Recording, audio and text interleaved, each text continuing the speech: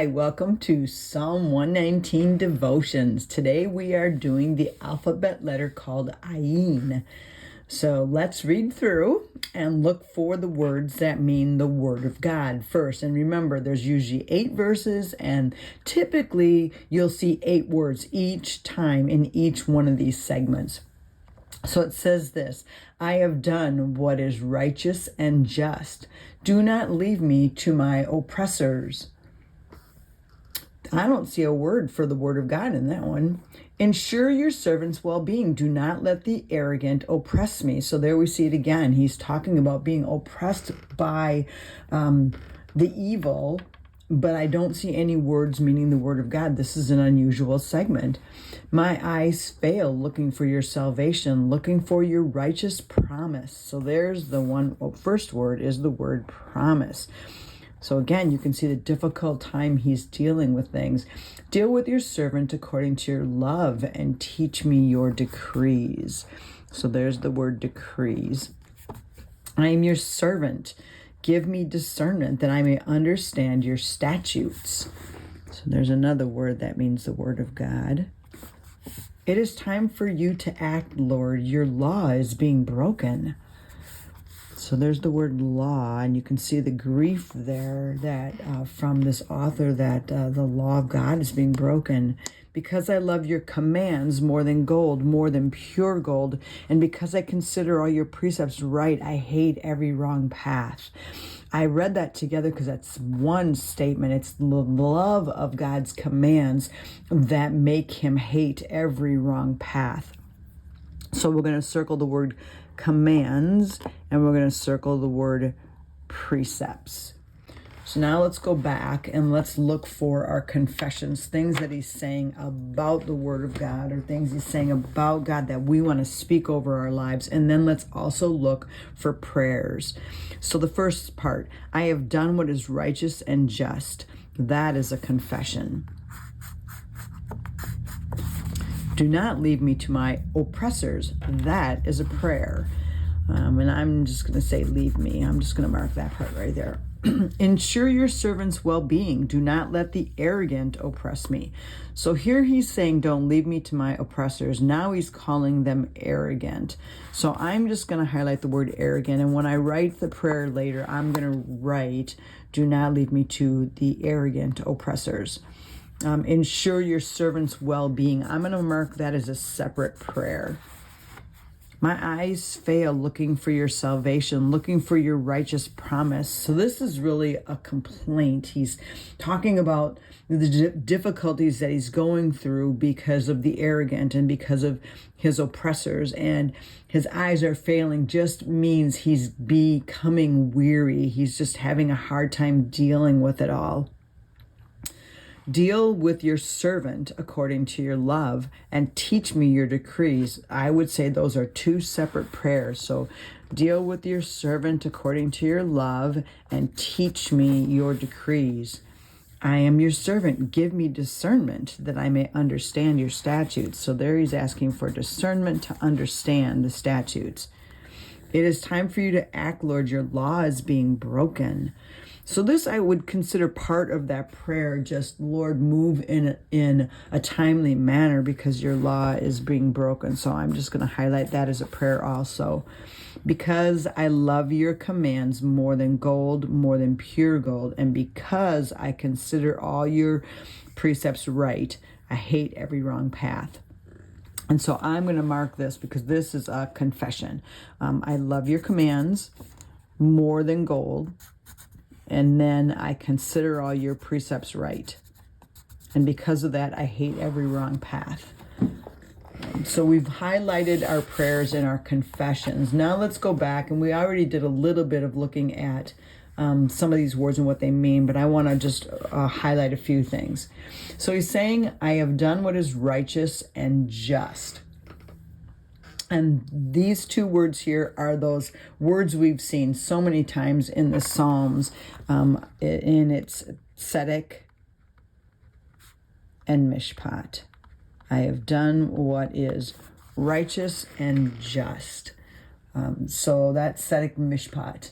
And then, do not leave me to my oppressors, ensure your servant's well-being. One thing I noticed in this psalm is that he uses the word servant several times. So we see the word servant here, here, and here. So he's calling himself a servant, and the word servant there, and we've seen this one before, I believe, but I'm going to come over here and I'm just going to write down servant, and it is the Hebrew word ebed, E-B-E-D, ebed, and it means servant, but it also means slave. And that kind of puts a different, I don't want to say twist, but you look at that word differently when you remember that it means slave. I am a slave of God, not just a servant being someone that can go home at night and not have to work, right? A servant works just during the day and then goes home, but a slave is owned. And that's where I always like to look at that when I'm looking at that word servant and make sure that I'm understanding. He's saying, I am your slave, so ensure my well-being. My eyes fail. We talked about how weary he is at this point. And he says, I'm looking for your righteous promise. And the word righteous here, again, is tzedek. But the word promise here is imra. And that being a spoken word. Deal with your servant according to your love. And this is the word hesed. We've seen that word often in the Psalms. Hesed being this covenantal love from God, which he's asking, not just love me, but you promised to love us. You promised to love your people. It's a covenantal love, and that's what I want you to deal with me on, is your covenantal love. And then teach me your decrees is hok.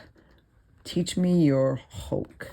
I am your servant. There it is again. Give me discernment.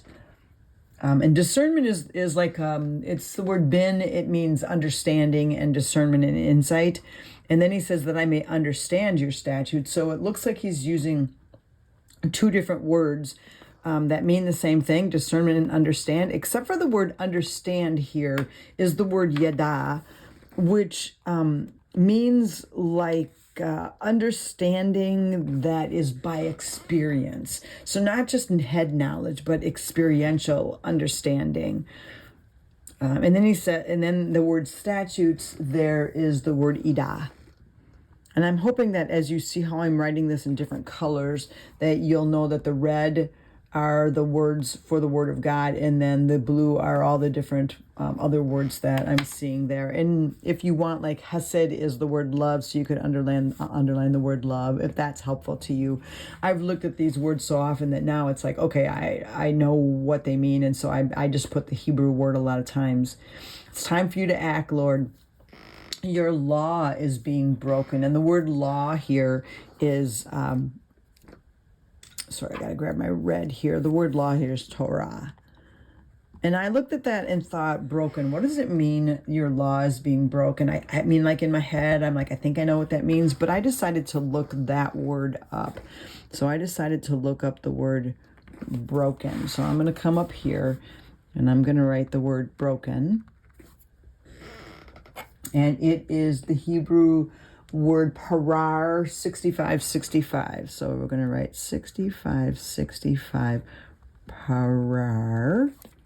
And it means to cast off or to cause to cease or make void. It's like not even wanting to acknowledge it. It's just gone. I'm ceasing to like it, that it even exists. That's what he's saying when he says your law is being cast off. People are just walking away from it. Okay. And then he says, because I love your commands, and this is the word mitzvah. I love your commands, mitzvah, more than gold, more than pure gold. And because I consider all your precepts, and this is pakud, I consider them right. I hate every wrong path. Now that sounds familiar to me. So let's look back, because I feel like we had another psalm that said that exact same thing. And here it is right here. Here he's saying, I love your law. There it is again. Your law is sweeter than honey. From it I gain understanding, and therefore I hate every wrong path. And the word wrong is deceptive or false path, or a lie, or a useless path.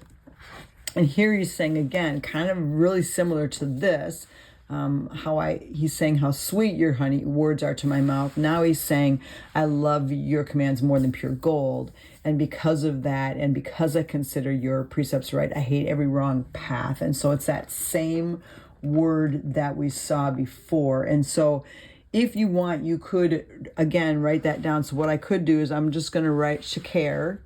It's right there, shakir. And then I'm just going to put verse 104. So I know where that was before. It was from verse 104. So again, we see a lot of, I love your word in this. Your word is right, and I am your servant. I mean, that's the theme I see in this one.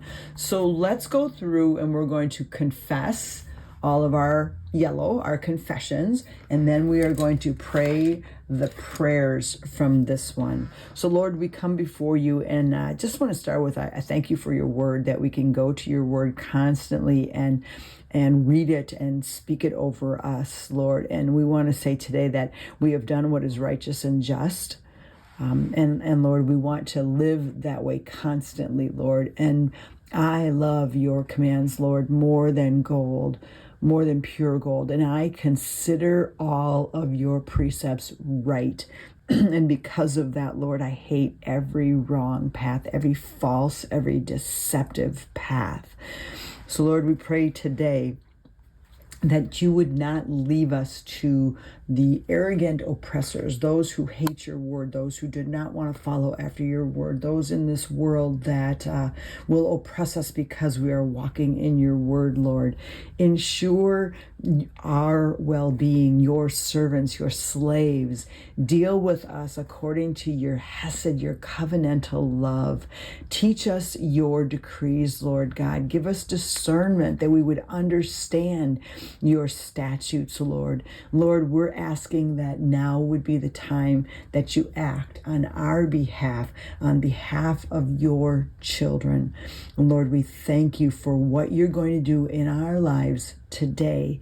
In your name, amen. Well, thank you, servant of God, for joining me today.